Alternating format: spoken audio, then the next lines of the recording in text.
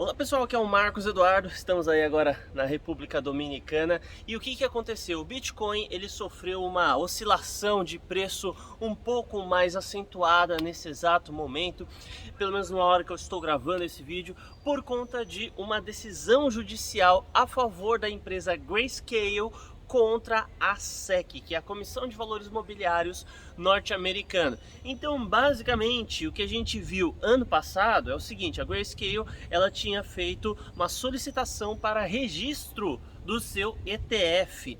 Isso significa que ela queria apresentar um fundo em que as pessoas tivessem exposição ao Bitcoin, ou seja, ela ia comprar um vale Bitcoin e, dependendo da oscilação desse vale Bitcoin, a pessoa então teria ou não o seu lucro.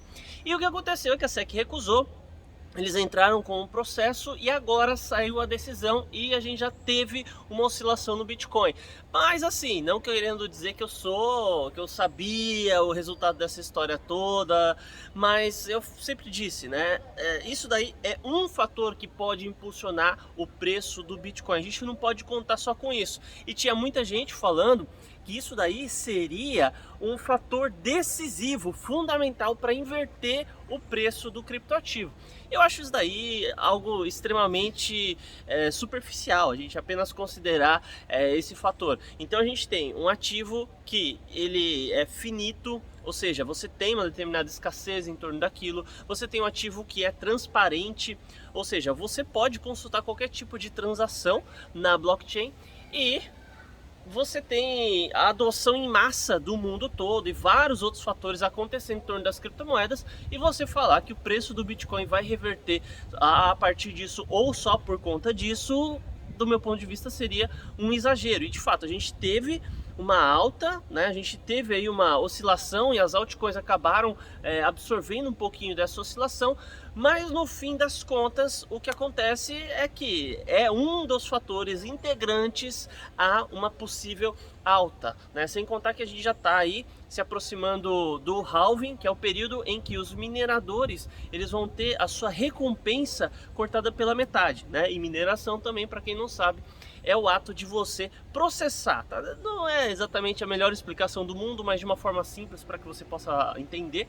Então, aquele que processa as operações do Bitcoin, ele recebe uma recompensa por isso. E quanto mais o tempo passa, cada halving, essa recompensa é cortada pela metade. Então, isso normalmente impulsiona o preço do Bitcoin, o período pré-halving. Porém, o halving está tendo cada vez menos impacto no preço do Bitcoin. E a tendência é que a gente não veja mais o Bitcoin fazendo aquelas altas avassaladoras. Eu estava aqui em 2017 operando, produzindo conteúdo a respeito de cripto, com uma outra mentalidade inclusive, mas a gente via naquela época o Bitcoin subindo, descendo, coisa de 20, 30, 40% ao dia, e era uma coisa totalmente normal. E a tendência é que o Bitcoin ele comece a fazer, embora seja um ativo de alta, oscilações cada vez menores e se aproxime de algo que temos hoje atrelado às oscilações relacionadas à moeda fiduciária ou às ações mais tradicionais, por exemplo. Então, enquanto a gente achava impressionante Bitcoin a 20% em 2017, uma oscilação de 20% no dia, agora o impressionante, ano passado o impressionante era 10%, e agora a gente já está fazendo notícia com uma oscilação de 5, 6, 7% do Bitcoin.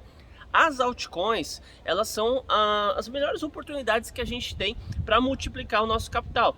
Por quê? Basicamente, enquanto o Bitcoin sobe um pouco, as altcoins trabalham como se fosse uma alavancagem, né? Então o Bitcoin sobe um pouco, as altcoins sobem bastante. Bitcoin cai um pouco, as altcoins caem bastante. Então, quando a gente fala de altcoin, por exemplo, a gente já tem bem mais risco atrelado a isso, e a gente acaba tendo também maior probabilidade, aliás, maior possibilidade, aliás, você acaba tendo uma possibilidade de lucro que talvez você não obtenha no Bitcoin. Então, é claro, lucro versus prejuízo. Quanto menos risco atrelado, menor a probabilidade de você perder e não tão exponencial assim, digamos, será o seu lucro. Mas no fim das contas, enfim, é mais uma decisão positiva. Claro que eu fico feliz com esse tipo de coisa. E você que quer aprender a respeito do mercado das criptomoedas, saiba que o primeiro link aqui na descrição será referente ao treinamento que eu desenvolvi, que te ensina a trabalhar e a fazer dinheiro nesse mercado com renda passiva e trade. Então é isso, muito obrigado por ter assistido e até mais.